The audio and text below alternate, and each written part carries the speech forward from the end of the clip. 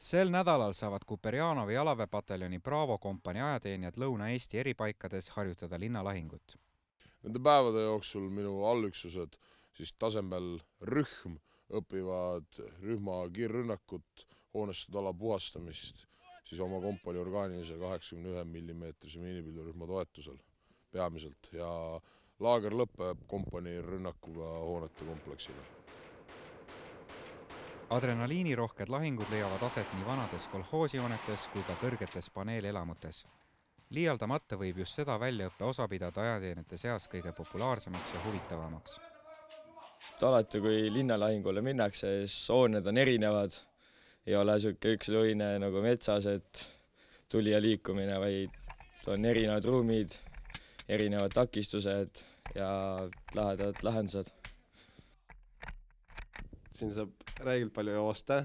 See on, adrekas on kogu aeg üleval, et põllu peal sellist nagu adrekat kogu aeg üleval ei ole ja siin kõvasti nagu paugutamist, rohkem oled lähemal kogu sündmustele.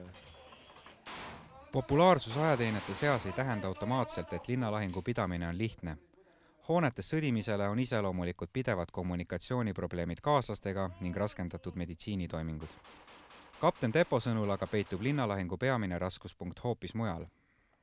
Kõige raskem on dimensioonide tajumine, et kui meil siis metsas sõdides on ohud lineaarsemad, eest tagant vasakud paremad, siis siin lülitub juurde ka kolmas dimensioon, kõrgused ülevalt alt ning samuti selle tajumine, et oht ei pruugi olla ainult seal, kuhu mina näen, vaid ka kaugemal, sügavamal.